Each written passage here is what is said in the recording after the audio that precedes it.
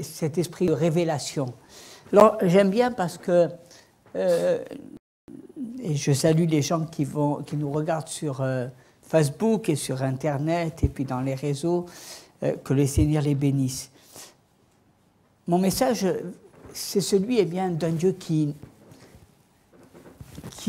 te cherche. Qui te cherche.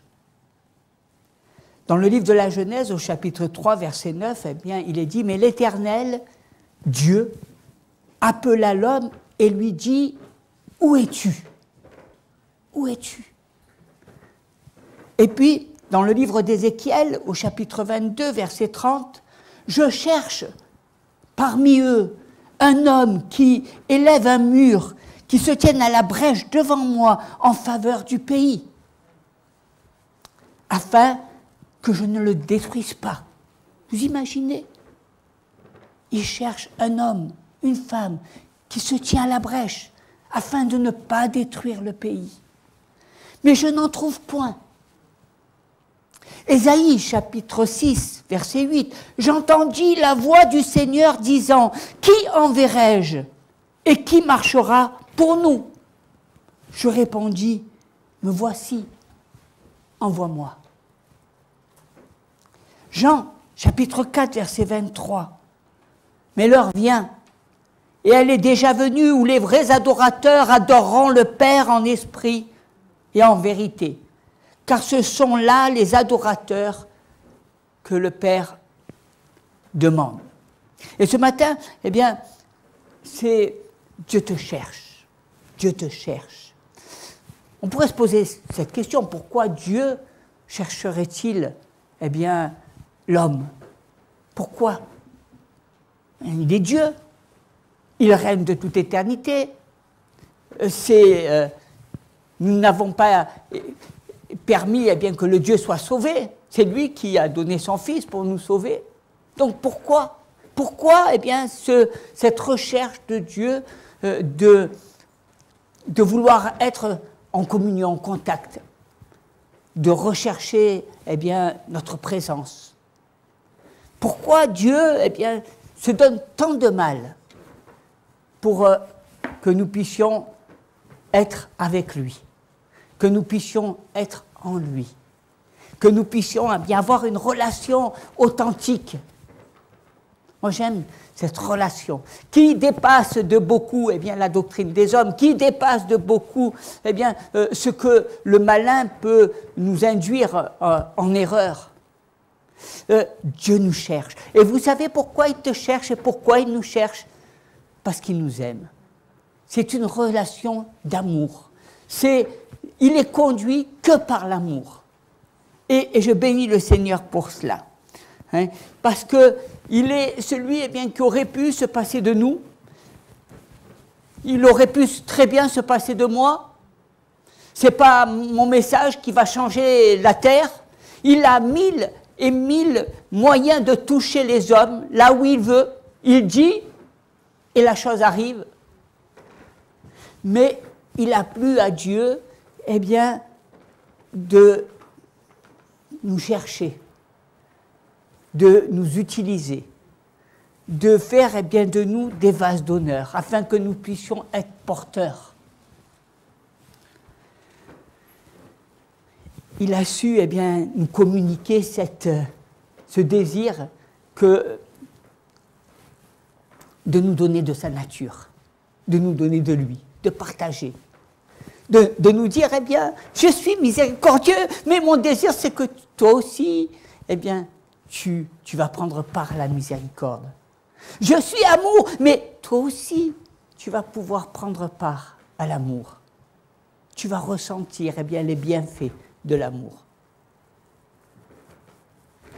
C'est cette image de Dieu en toi, en moi, en chacun de nous. Et moi je bénis le Seigneur parce que vous savez, Dieu ne fait pas du forcing, il nous laisse libres. Nous avons le choix de le recevoir et nous avons le choix de marcher selon nos désirs. C'est ça la difficulté. C'est qu'on n'a pas un Dieu qui nous oblige. On n'a pas un Dieu qui nous dit c'est comme ça et pas autrement. Nous, on est habitués. On est habitués à des lois, à des règles. L'homme aime bien avoir des règles. C'est pour ça que les hommes ont fait une doctrine bien trop compliquée, parce qu'ils ont voulu régler toute la vie en fonction de la pensée ou de ce qu'ils croyaient. Et si bien qu'ils n'arrivaient même plus à accomplir, à vivre selon la loi. Parce que la loi était impossible. Mais Dieu, il veut que nous marchions dans l'amour. Il veut que nous marchions dans la révélation. Il veut que ça soit une histoire d'amour. Une histoire où tu le choisis parce que tu l'aimes. Mon cœur a soif de toi. Je soupire après toi. Des paroles, qui sont des paroles d'amour, des paroles que l'on ressent du plus profond de son cœur, des paroles qui dépassent notre entendement, des paroles qui ont un sens, qui vont dans la vérité, parce que Dieu parle à nos cœurs, parce que Dieu ne veut pas parler à notre intelligence, Dieu ne veut pas parler à notre paraître, Dieu ne veut pas parler à l'homme, à la femme, à l'image, mais il veut parler à notre cœur. À notre cœur, au profond. Il ne fait pas de forcing, il ne nous oblige pas. C'est ça la difficulté. C'est ça la difficulté. Et Dieu, cherche des hommes, cherche à avoir une relation avec toi. Il y a 4 styles de personnes qu'il recherche. Il recherche premièrement les perdus, comme Adam. Il recherche des gens qui ont péché, qui ont mangé le fruit de l'arbre de la connaissance. Il a perdu sa place dans le jardin d'Éden. Il a désobéi à Dieu. Il devait régner, il devait dominer, il devait devenir quelqu'un de merveilleux. Et puis, tout est tombé à l'eau. Il a la désobéissance. Tout. Il a désobéi à Dieu.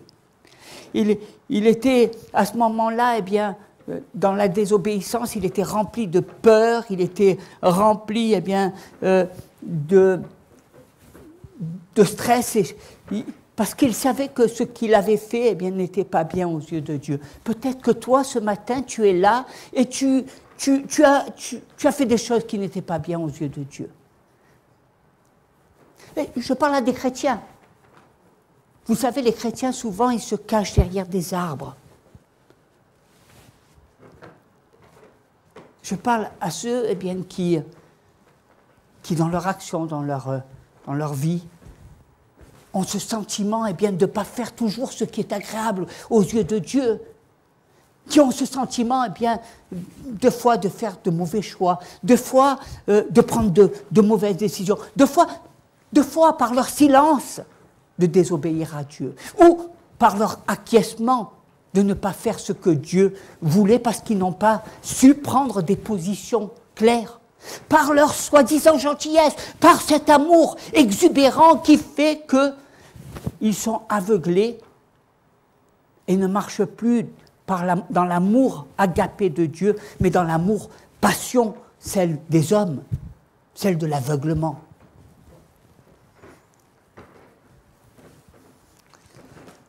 Il cherche des hommes, il cherche des personnes. Et c'est une bonne nouvelle pour qu'on revienne, pour que tu reviennes à lui, pour qu'il puisse te prendre dans ses bras et te dire « Tu es mon fils, tu es ma fille, je t'aime ». Je veux que cette relation que nous avions peut-être brisée, que cette relation que nous avons rompue à un moment donné dans notre vie, je veux que cette relation soit restaurée. Je veux que tu puisses à nouveau me parler cœur à cœur. Mon désir. Et c'est pour ça que j'ai donné mon fils. C'est pour ça que j'ai sacrifié ce que j'avais plus cher, pour que, à nouveau, eh bien, nous ayons une relation authentique, une relation vraie, une relation qui est basée. Combien c'est difficile aujourd'hui. Vous savez, on est dans un monde où les gens ne veulent plus avoir de relations. On est dans un monde où même, eh bien, les couples se déchirent. On est dans un monde où les gens sont de plus en plus futiles, de plus en plus superficiels. On est dans un monde, eh bien, finalement, où les âmes crient leur détresse. Ils crient, leur âme. Elle crie leur désespérance. Leur manque de bonheur, leur manque de joie, leur manque, eh bien, d'unité. Dieu cherche eh bien, des hommes dans ce monde, finalement, qui communiquent par Internet, qui communiquent au travers des médias, mais un monde qui est vide. Un monde où finalement, il n'y a pas plus cette présence de Dieu, où il n'y a plus, eh bien, rien qui habite dans nos cœurs. Dieu cherche, vous savez. Dieu cherche à avoir une intimité avec toi. Il ne cherche pas eh bien, que tu viennes le dimanche et que tu te la joues ou que tu sois superficiel. Il cherche des personnes qui soient vraies, authentiques, des personnes qui n'ont pas peur eh bien, de se mettre à genoux, qui crient leur soif, qui crient leur faim de Dieu. Un monde eh bien, où on t'a appris à toujours jouer la comédie, à vouloir toujours faire le beau. Vous savez, comme les chiens qu'on dit, eh bien, lève la papate. Nous sommes devenus eh bien, ces animaux sans Dieu. Dieu cherche. Il cherche eh bien, qu'il y ait une intimité. Vous savez, l'intimité profonde avec Dieu, eh bien, c'est une intimité qui ne se rompt pas. C'est une intimité qui demeure éternellement. C'est une intimité qui fait que ta vie porte du fruit. Parce que tu as le sentiment que tu ne vis pas pour rien, que tu ne gâches pas tes années, que tu n'es pas simplement de passage sur cette terre. Mais ce passage, il est dans cette relation que tu as avec le Seigneur. Dans cette relation, dans cet amour, dans ce qui fait finalement que, comme l'a dit notre frère, eh bien, que la doctrine de Dieu, c'est la doctrine de Paul, et la doctrine de Paul, c'est ma doctrine. Entre Paul et moi, eh bien, entre Dieu et moi, nous vivons les mêmes choses, et nous ressentons et nous vibrons aux mêmes paroles et aux mêmes sentiments. Mais on s'est fait des Paul, on s'est fait des Pierre, et nous, finalement, quand ça nous intéresse, on va se faire des piédestals pour se montrer, et puis, quand ça ne nous intéresse pas, on va dire, mais Paul et Paul, et Pierre, et moi je suis rien. De l'orgueil, de l'orgueil, de l'orgueil. L'orgueil, la vanité. Est-ce que tu sais où tu habites? Tu sais qu'est-ce que tu fais, tu sais si tu as faim, tu sais comment te diriger. Alors pourquoi, quand tu es dans le Seigneur, tu as l'impression que tu n'es plus rien? Pourquoi, dans le Seigneur, eh bien, tu as l'impression que tu ne connais plus rien? Une relation qui est basée, une relation vraie, une relation authentique. Tu peux venir à l'église et être dans le péché.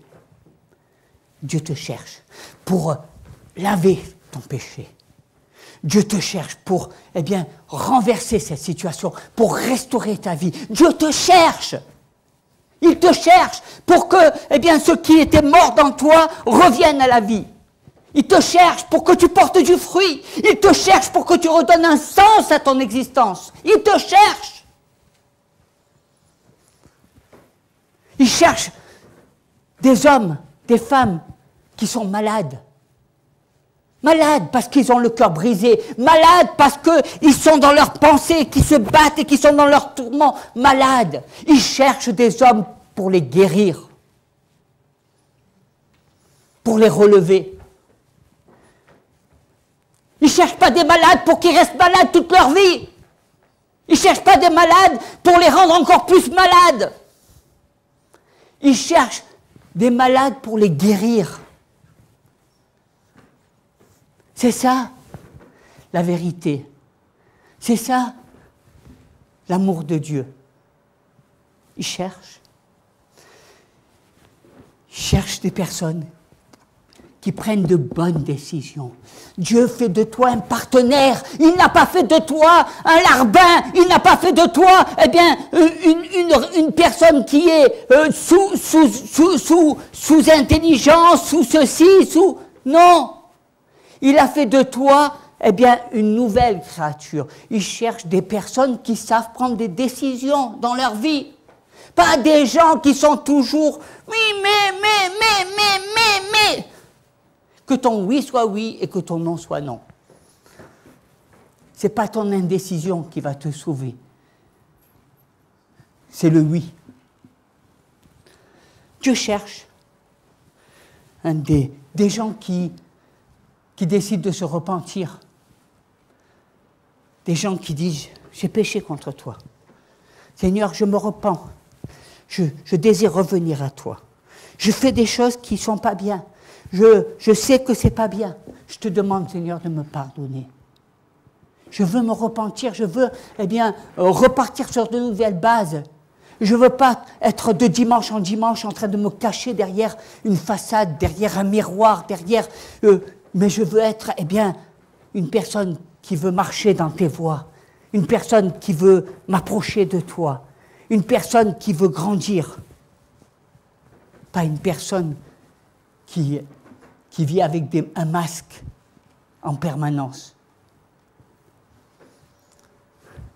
Qu'est-ce que ça paraît difficile de prêcher un Jésus qui pardonne les péchés face à des gens qui ne savent même pas qu'est-ce que c'est que le pardon, qui ne veulent pas du pardon et qui ne se repentent jamais. Face à des gens, eh bien, qui s'abritent derrière leur façon de penser, leur façon d'être, leurs croyances. Qu'est-ce que c'est difficile? Alors que la croix, eh bien, c'est la victoire de ceux qui viennent à Jésus et qui se repentent, et qui demandent pardon, et qui confessent.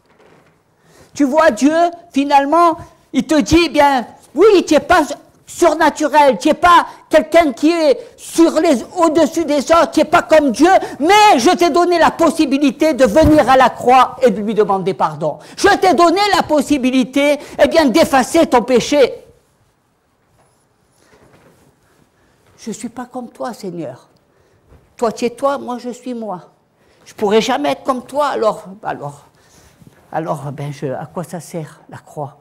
La croix te permet, eh bien, d'effacer tes fautes, tes transgressions, ta manière de voir, pour pouvoir devenir comme lui. La croix t'amène à la connaissance du salut. Le salut, ce n'est pas simplement avoir une place dans le ciel. Qu'est-ce que c'est pour toi le salut? Le salut, c'est quand Jésus t'a sauvé de la mort qui t'environnait dans ta vie, qui t'environnait du péché qui faisait que tu t'enfonçais de plus en plus. Il cherche aussi des hommes. Vous avez des hommes, et c'est formidable, vous avez dans Ézéchiel, il dit, je cherche des hommes, et parmi, il n'y en a pas, des hommes eh bien, qui sont là pour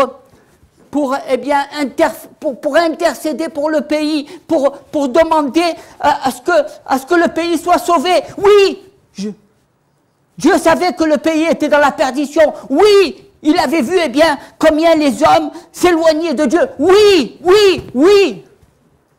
Mais où sont les intercesseurs? Où sont ces personnes, eh bien, qui sont là et qui prient, qui ne sont pas là pour condamner, qui ne sont pas là pour juger le monde, qui ne sont pas là pour dire, mais la droite, la gauche, qui ne sont pas là pour dire, mais tu sais, on a un président. Non, ils sont là pour demander à Dieu, Seigneur Dieu, toi qui es miséricordieux, accorde à ce pays, eh bien, d'être touché, accorde-lui la grâce, ne le condamne pas, ne le juge pas, mais Seigneur, que tu puisses bénir ce pays. C'est ça. Cherchez un intercesseur. Combien de gens sont dans les églises et sont là en train de faire cocorico? Moi j'aime l'intercession, moi j'aime la prière. Quand ils sont là dans l'église, ils savent même plus de quoi prier. Ils sont là pour dire quoi? Où sont tes prières? Comment Dieu t'a travaillé dans la semaine? Est-ce que tu t'es mis à genoux? Et si tu t'es mis à genoux, alors tu as envie de le dire, tu as envie de te mettre là et de te tenir sur la brèche. Ah oui, les églises sont remplies de personnes qui disent « Je prie, je prie, je prie » à leur manière, de leur façon. Mais est-ce que ils le ressentent dans leur cœur? Est-ce qu'ils le ressentent dans leur tripes? Est-ce qu'ils vivent ce qu'ils disent? Des intercesseurs, un intercesseur. Je cherche un intercesseur. Un. Et je n'en trouve pas. Un seul. Et je n'en trouve pas. Je trouve des gens qui parlent, je trouve des gens qui condamnent, je trouve des gens qui jugent, je trouve des gens qui ont que des paroles mensongères, mais je ne trouve pas un intercesseur qui intercède en faveur de ce peuple. Ils sont dans les barricades, ils sont dans les manifestations, ils sont en train de lever les bras, mais ils ne sont pas à genoux devant le Seigneur. Ceux qui connaissent le moyen d'être sauvé, le don gratuit de Dieu. Jésus a donné sa vie gratuitement pour sauver cette terre.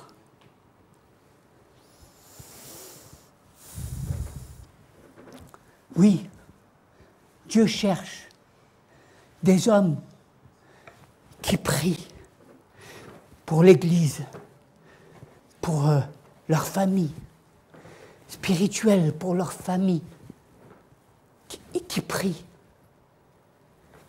sincèrement, qui prient pas pour dire « j'ai prié pour toi », ne le dis plus ces paroles, « j'ai prié pour toi », quel orgueil!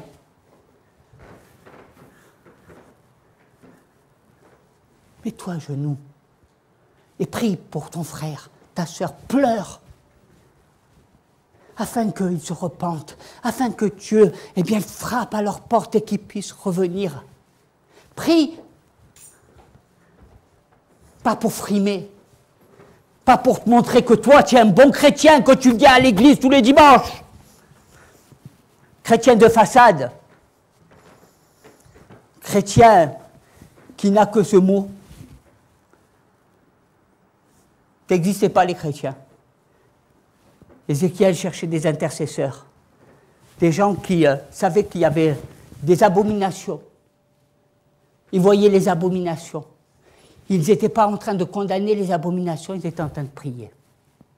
Ils étaient en train de prier pour dire, Seigneur, que malgré tout ce qui se passe, que tu puisses agir, et que tu puisses bénir, et que tu puisses toucher, que tu puisses sauver. Je suis ton enfant, j'ai cette autorité. Tu m'as donné l'autorité de Christ, la puissance de Dieu, afin que je puisse prier pour notre pays, la France. C'est comme ça que tu pries, c'est comme ça que tu intercèdes. Dieu cherche. Il cherche, des personnes qui élèvent les mains, qui veillent sur l'Église. Combien l'Église est condamnée, combien elle est rejetée. Combien ce phare, qui brille à demi-teinte, est en train de s'éteindre. Il s'éteint dans la vie des chrétiens. Il s'éteint dans le lieu où ils habitent. Il s'éteint dans le pays. Et les ténèbres recouvrent la face. Où est ce phare? Où est cette lumière? Où est ta lumière?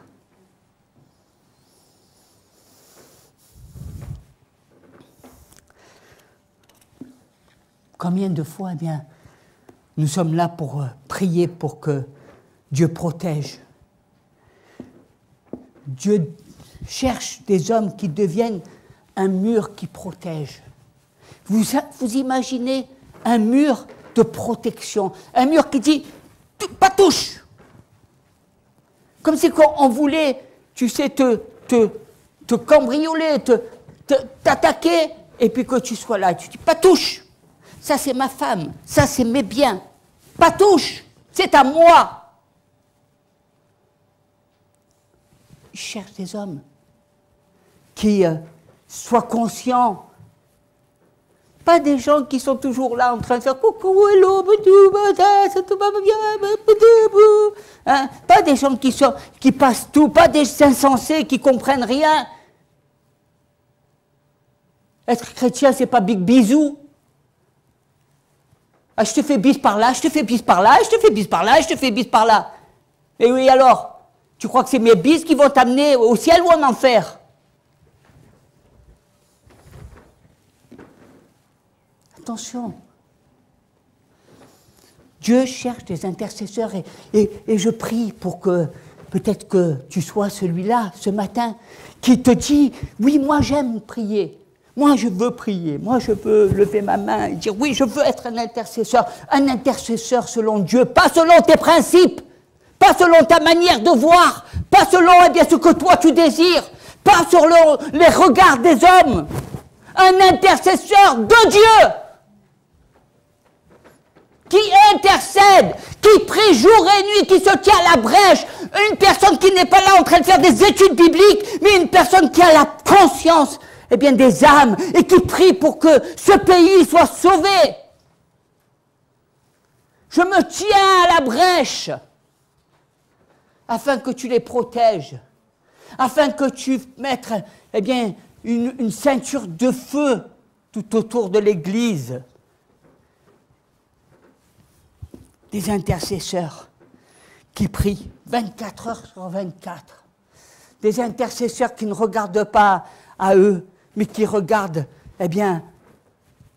aux autres. Vous savez, c'est ça le véritable intercesseur. Jésus a donné sa vie. Il n'a pas à chercher à la gagner. Est-ce que tu cherches à gagner ta vie ou est-ce que tu cherches à la donner? Est-ce que tu veux? Moi, je veux vivre longtemps. Je veux partir en vacances. Je veux avoir mon frigo plein. Je veux. Mais tu n'as rien de tout ça. Le jour où Dieu veut prendre tout ça, tu n'auras rien. Il n'y a rien de tout ça. Tu te bats pourquoi? Celui qui perd sa vie la gagnera, dit le Seigneur. Celui qui donne sa vie, c'est moi qui l'élèverai. Tu te bats pour un morceau de pain, alors que Dieu peut te donner un royaume. Vas-y, contente-toi des miettes. C'est souvent ce que nous voyons dans les églises. Des hommes et des femmes qui cherchent simplement les miettes. Vous savez, être à la brèche. Vous imaginez un petit peu qu'est-ce qui se passait? C'était des gens qui étaient dans des villes, il y avait des forteresses. Vous avez vu ces châteaux? Vous savez qu'est-ce que c'est que la brèche? Les petites lucarnes, là. Les petites lucarnes que les gens, ils veillent pour voir s'il y a des ennemis. Il y avait des milliers de personnes, des femmes, des enfants, ils étaient en train de dormir, tranquilles. Mais il y avait ceux qui étaient à la brèche, là, et qui regardaient s'il y avait des ennemis, qui étaient là, qui veillaient et qui priaient pour protéger. Des soldats, des gens qui étaient conscients de leur responsabilité, qui savaient que s'ils allaient dormir, l'ennemi attaquerait et détruirait la ville.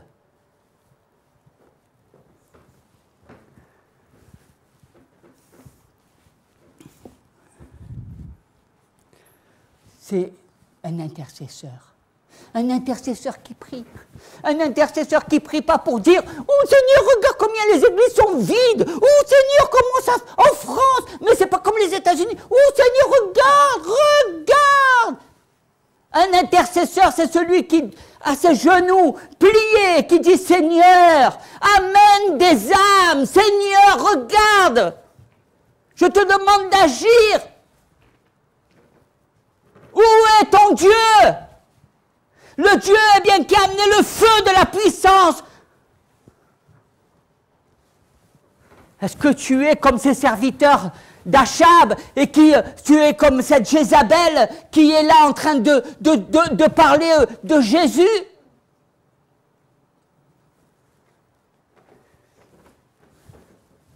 La puissance de Dieu, elle se manifeste. Notre Dieu est éternel. Notre Dieu est le même.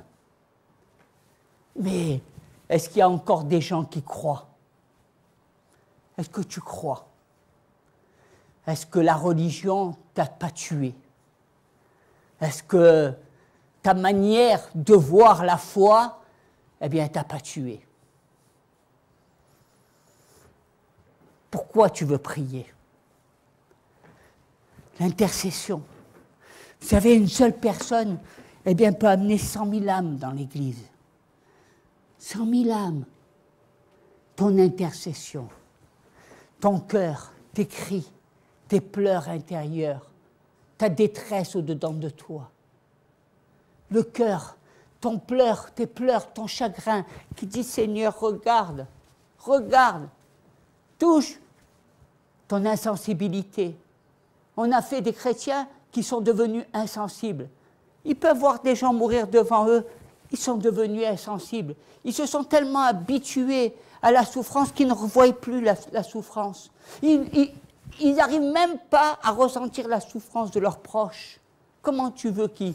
Aujourd'hui, un peuple, eh bien finalement, ou dans les églises, il y a beaucoup de gens qui ont des cœurs de pierre et non pas des cœurs de chair. Parce qu'un cœur de chair, il souffre. Un cœur de chair, il se met à genoux. Un cœur de chair, il est là la nuit, il ne dort pas. Il ne dort pas parce qu'il a le poids et il prie. Seigneur, surtout ne me réveille pas, laisse-moi dormir. Laisse-moi tranquille. Hein? Je veux passer ma nuit tranquille. Un intercesseur. Et puis il cherche des personnes. Vous savez, des personnes, des gens qui sont, je dirais, Ésaïe dit, j'entendis la voix du Seigneur disant, qui enverrai-je et qui marchera pour nous? Et je répondis, me voici, envoie-moi. Qui enverrai-je? Vous savez, le prophète Ésaïe, eh bien, c'est un grand prophète. Dieu l'a purifié, l'a sanctifié. Il a vu la gloire de Dieu. Et Ésaïe pensait que c'est suffisant, mais ce n'était pas ce que Dieu voulait. Dieu a fait tout ça pour l'envoyer vers les pécheurs. Dieu a fait tout un travail pour qu'il puisse aller vers ce qui lui était opposé.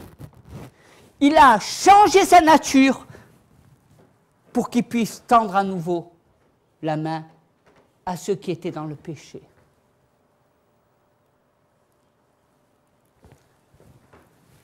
Chrétiens,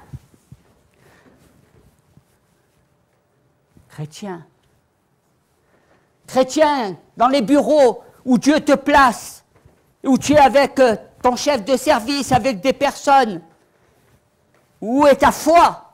Chrétien, quand tu parles de la pluie, du beau temps, du sport, des joies de ce monde, et que tu laisses mourir des âmes.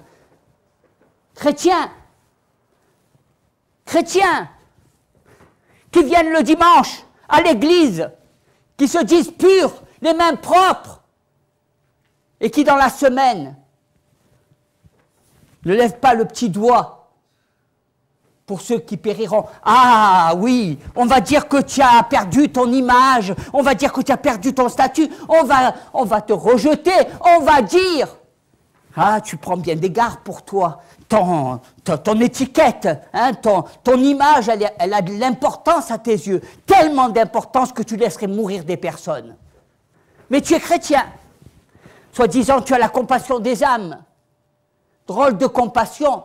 Celui, eh bien, qui a la compassion des âmes, c'est celui qui se perd, qui n'a pas peur d'être réduit, comme le Seigneur a été réduit pour toi. Il n'a pas peur qu'on le critique. Il n'a pas peur qu'on lui crache dessus. Il n'a pas peur qu'on se moque.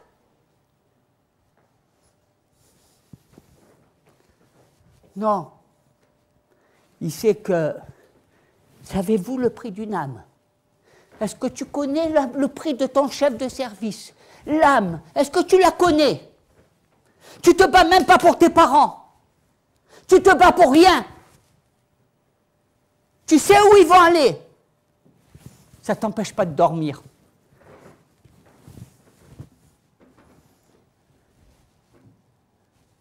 Tu dis que tu as des amis. Bon voyage. Hein? C'est vraiment de l'amitié hein, que de leur donner d'aller en enfer.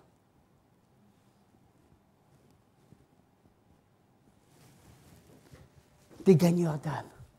Des gens qui sont saints, des gens qui marchent dans la lumière afin d'apporter la lumière. Des gens eh bien, qui marchent dans la lumière, qui sont lumière, pas des gens qui pactisent avec le péché. C'est pour ça que Dieu avait choisi un homme comme Ésaïe, le purifiant. C'est pour ça que Jésus est venu eh bien, plein de grâce et de vérité. Parce que Dieu ne cherche pas des pécheurs qui cherchent des pécheurs. Il ne cherche pas eh bien, un aveugle pour conduire un autre aveugle. Tu sais ça. Quelle est ta conviction? Pourquoi tu es là? Pour avoir une retraite paisible? Pour avoir un beau mari? Pour te la jouer cocorico?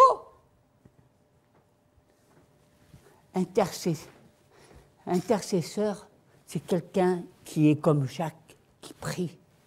Un gagneur d'âme, c'est quelqu'un qui se bat, qui ne cherche pas, qui se dit, je vais dans la rue, je vais parler de toi, donne-moi Seigneur. C'est profond.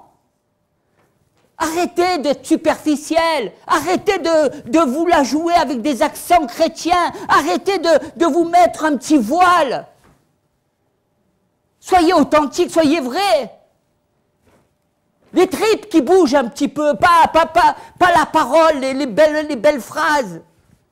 Des tripes, des gens qui mouillent, des gens qui en veulent, des gens qui croient. Est-ce que tu crois? Qui enverrai-je, dit le Seigneur? Qui? Des gens qui vous disent, ah là là, c'est fatigant de prêcher la parole, ah là là, c'est pénible d'être pasteur, ah là là, c'est pénible d'aller parler aux gens, ah là là, ah là là.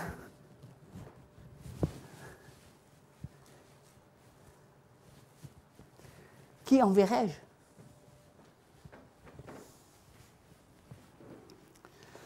C'est à qui tu as parlé? Tu vois, depuis le début de cette année, à qui tu as parlé de Dieu? Tu vas dans ton travail, tu parles de quoi? Il y a beaucoup de boulot, hein?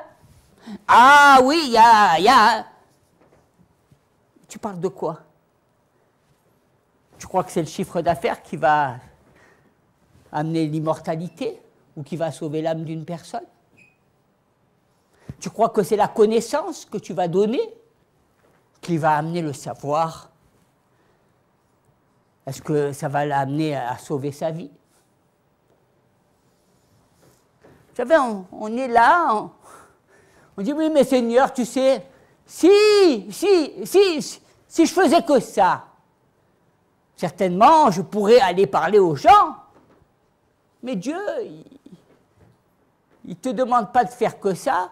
Il n'a pas dit qu'il fallait que tous soient des pasteurs, des serviteurs. Il a dit que tous devaient être des enfants de Dieu. Et que là où il nous a placés, eh bien, nous puissions être des gagneurs d'âme. Où sont les gagneurs d'âme? Où sont-ils?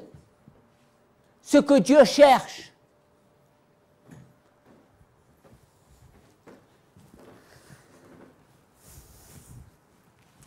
Vous imaginez que Dieu il nous place à côté des païens. Pourquoi il nous a mis à côté des païens? Pour dire que les païens, toi tu es chrétien, moi je suis païen. moi je suis fort, toi tu es faible. Moi je suis païen, toi tu crois en Dieu, toi tu es faible, toi tu es un bidon, moi je suis païen. Est-ce que vous ne changez pas les trucs? Qui c'est le fort? Est-ce que vous pensez que ce n'est pas Dieu qui est avec nous? Qui est avec toi? Est-ce que c'est toi qui es avec toi? Parce que si c'est toi qui es avec toi, tu n'iras pas loin. Hein, si c'est toi qui es avec toi, tu ne vas pas faire grand chemin. Mais si Dieu est avec toi, il te donnera la victoire. Est-ce que Dieu est avec toi? Est-ce qu'il est avec toi? Il nous a donné la victoire. Vous imaginez comment Paul, qui était juif, qui a combattu contre les chrétiens, qui a dû aller voir les chrétiens et qui a dû parler aux païens. Combien, il n'avait pas peur de s'abaisser. Combien? Parce que c'est ça, la vraie doctrine de Dieu. La doctrine, la sainte doctrine, c'est d'être avec Dieu. C'est de ne plus avoir peur de rien. C'est d'être conduit par Dieu. Tu sais que Dieu peut t'amener là, comme il peut t'amener ailleurs, comme il peut faire ceci, comme il peut faire cela. Dieu agit. La sainte doctrine, c'est d'être dans la pensée et dans le cœur de Dieu.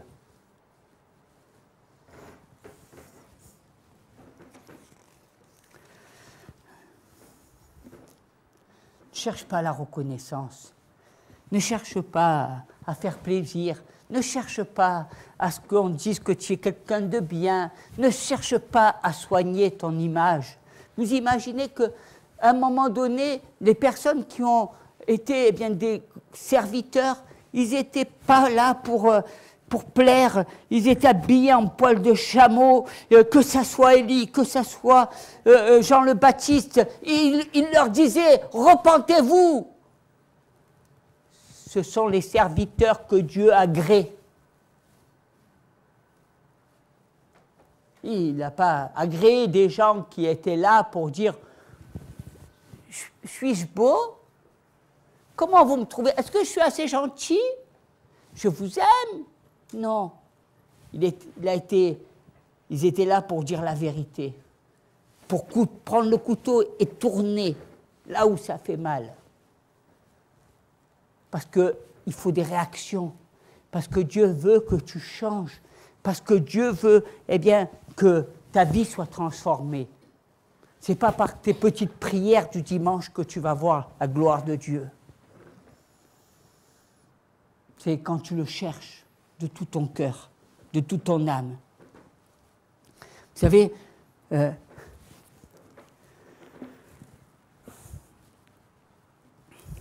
on a avec nous le Saint-Esprit. Et le Saint-Esprit change tout. Parce que c'est par... Hier, j'étais dans des pensées, je regardais, c'est la bouche fermée que Dieu agit. C'est quand tu mets une fermeture dans ta bouche, que tu enlèves tout ce qu'il y a de mauvais et que tu laisses Dieu parler à ta place. Alors Dieu agit. Parce que le Saint-Esprit, c'est la puissance de Dieu. C'est la parole qui a été faite chair. C'est la parole de Dieu. Ce n'est pas ta parole. Ta parole empêche la gloire de Dieu. Ta parole empêche la puissance de Dieu. Mais lorsque vous mettez l'Esprit Saint, c'est la parole. Et c'est par la parole que Dieu a créé. C'est par la parole que Dieu a créé la terre. C'est par la parole que les choses se sont transformées. La parole. C'est à cela que vous savez, il y a des gens comme ça, même dans le monde. Ils vont faire des chants, ils vont devenir des stars. La parole. Ils ont fait un chant, ils sont des stars. Ils croient. C'est des gens qui ont mis leur foi dans cela, et Dieu les a bénis. La quatrième personne que Dieu cherche, on le voit dans une histoire qui est formidable, c'est dans un grand enseignement que Jésus a dit à une femme, qui est la femme samaritaine. Mais l'heure vient, et elle est déjà venue, où les vrais adorateurs adoreront le Père en esprit et en vérité. Car ce sont là, eh bien, les adorateurs que le Père demande. Et c'est ce que Dieu cherche. Dieu cherche des adorateurs qui aiment Dieu en esprit et en vérité, des adorateurs qui adorent Dieu pour ce qu'il est, des adorateurs eh bien, qui mettent leur vie au service de Dieu, des adorateurs qui veulent être comme une flamme de feu, qui marchent dans la vérité, dans la lumière, des adorateurs, vous savez, qui ne veulent pas s'encombrer des mondanités. Hein, trop de gens aiment les mondanités, le succès, mais ce n'est pas ça que Dieu cherche. Il ne cherche pas des gens qui cherchent des places, qui cherchent à se montrer, qui cherchent à avoir une reconnaissance. Vous savez, les gens, ils sont malheureux. Et ils pensent qu'ils trouvent un exultoire dans l'Église. Parce qu'ils sont malheureux dans leur vie, alors ils pensent que dans l'Église, eh bien, ils vont être heureux. Non.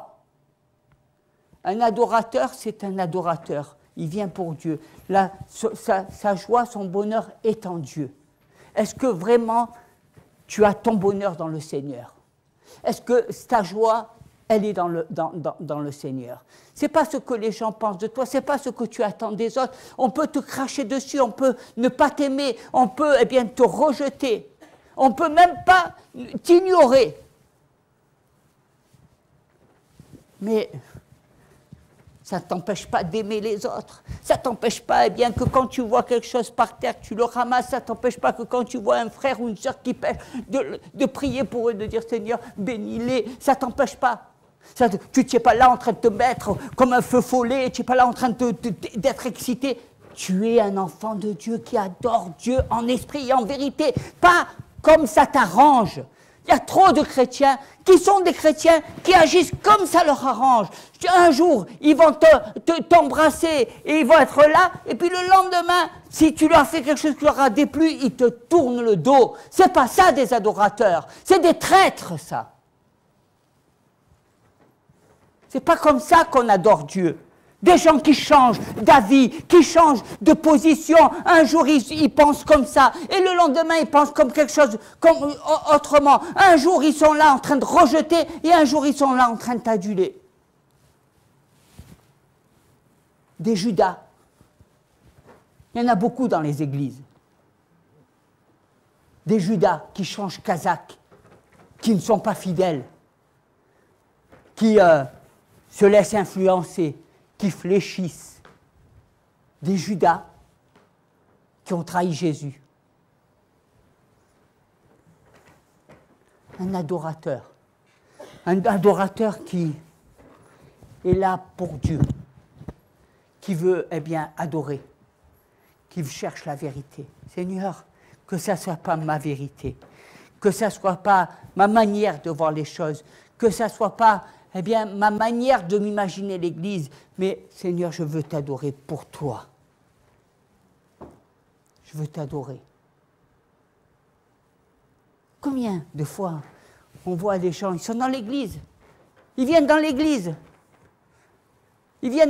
et pour se parler de leurs jupons, de leur magasin, du shopping, de ce qu'ils vont manger à midi, de ceci. Mais est-ce qu'ils s'adorent? Ils ont passé une journée et ils n'ont pas pris le temps de m'adorer 1 heure. Qu'est-ce qu'ils ont fait? Où sont les adorateurs? C'est cela que Dieu cherche. Dieu cherche. Il cherche parce qu'il croit. Parce que son désir, eh bien, il croit en la créature, en celle qu'il a formée. Et son désir, eh bien, c'est de trouver des personnes. Son désir, c'est de trouver des pécheurs qui se repentent, Son désir, c'est de trouver des gens qui intercèdent et qui prient pour que le pays eh bien, soit sauvé, qui se tiennent à la brèche et qui prient pour que les églises soient remplies. Dieu cherche des hommes et des femmes qui l'adorent, en esprit et en vérité, hein, qui l'adorent. Des hommes et des femmes qui veulent gagner des âmes. Pourquoi vous voulez que Dieu, il s'embête avec vous? Pourquoi vous voulez que Dieu vous bénisse? Pourquoi Dieu va vous écouter si vous ne faites rien? Vous voulez qu'il vous pardonne, vous voulez qu'il vous bénisse, mais qu'est-ce que vous faites pour Dieu? Rien. Vous n'êtes même pas capable d'aller parler de lui à quelqu'un. Pourquoi? Pourquoi vous faites ça? Ah, pour avoir une place dans le paradis, c'est quoi? Dieu cherche des gens, des hommes, des femmes, pour changer cette face. Hein, des hommes et des femmes qui prient vraiment, des hommes et des femmes qui cherchent vraiment à ce que les gens soient sauvés.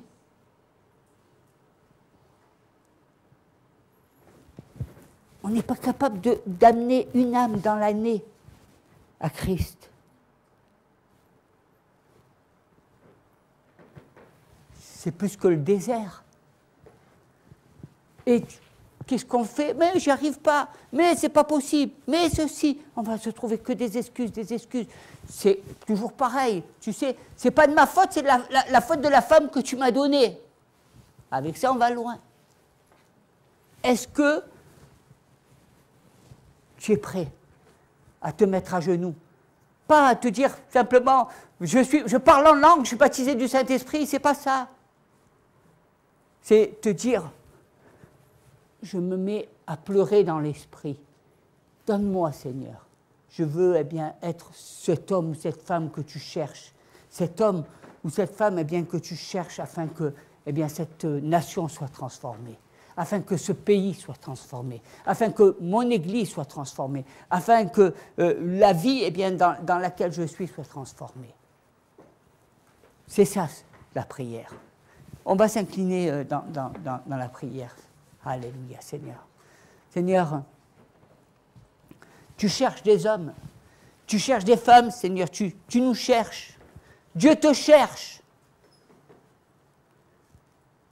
Entends-tu cette voix où Dieu te cherche, où Dieu cherche des pécheurs qui ont besoin de laver leurs robes, qui ont besoin que le Seigneur, par son sang précieux, les lave. Si c'est ton cas, dis, me voici, Seigneur. Pardonne-moi. Pardonne mes erreurs. Pardonne mes manquements. Pardonne-moi des mauvaises décisions que j'ai prises. Pardonne-moi d'être aveugle. Pardonne-moi de ne pas vouloir ouvrir les yeux quand ça m'arrange. Parce que, Seigneur, combien de fois je prends des décisions en me disant je ne savais pas, alors que nous connaissons la parole. Seigneur, que nous puissions être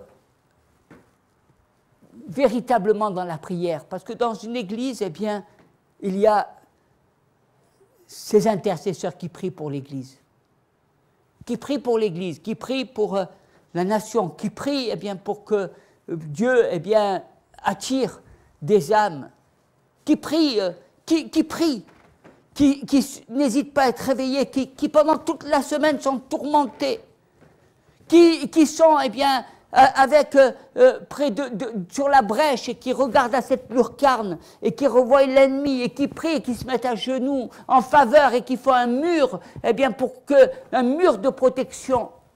Ces personnes qui prient vraiment, qui prient qui n'apportent pas de condamnation de leur bouche, qui ne sont pas là pour juger, qui ne sont pas là pour donner leur appréciation, mais qui sont là pour intercéder. Comme Moïse, alors que le peuple avait fait un veau d'or, lui, à un moment donné, il s'est retrouvé, il lui dit à Dieu, mais à quoi ça te servirait de détruire ce peuple? Tu n'en sortiras pas grandi. Seigneur, donne-nous de prendre conscience, de ne pas être imbus par nous-mêmes, de ne pas être imbus dans notre foi, dans nos raisonnements, dans notre contentement. Donne-nous de marcher dans la sainteté afin de tendre, de donner notre vie pour les autres, de mettre notre vie au service afin que les païens se convertissent, afin que des personnes reviennent à toi. Seigneur, tourmente-nous afin que nous puissions aider les âmes à aller au ciel. Donne-nous, Seigneur, de ne pas faire comme tous ces gens qui militent pour des belles idées, mais qui font rien.